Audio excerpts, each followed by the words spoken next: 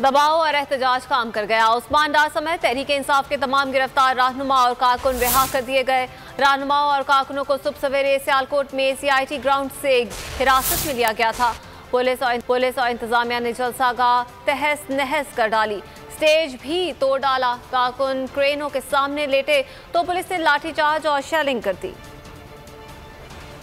दबाव और एहतजाज काम कर गया। जलसों से घबराई हुकूमत पीछे हट गई। उस्मान डार समेत तहरीक इंसाफ के तमाम गिरफ्तार रहनुमा और कारकुन रिहा कर दिए गए। कप्तान के सीनियर खिलाड़ी को सुबह सवेरे सियालकोट CIT ग्राउंड से हिरासत में लिया गया था।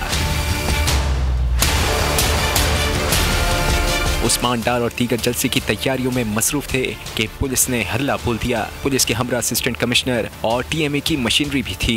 इंतजामिया स्टेज तोड़ने बढ़ी तो कारकुन क्रेनों के सामने लेट गए। जराये के मुताबिक DPO हसन इकबाल ने फोन पर किसी से डायरेक्शन दी, जिसके बाद लाठी चार्ज और शेलिंग शुरू कर दी गई। उस्मान डार पर हम जलसे की यकीन दहानी कराते रहे, मगर किसी ने एक न सुनी। पुलिस ने स्टेज तोड़ दिया, कुर्सियां और दीगर सामान तहस नहस कर डाला। ताकत के बेदरेग इस्तेमाल के बाद पकड़ धक्कड़ शुरू कर दी गई। रहनुमाओं और कारकुनों को पकड़ पकड़ कर मोबाइलों में डाल दिया गया। पुलिस ने गिरफ्तार अफराद को मुख्तलिफ थानों में मुंतकिल कर दिया, जिन्हें बाद में अवाम और कारकुनों के एहतजाज के बाइस रिहा करना पड़ गया।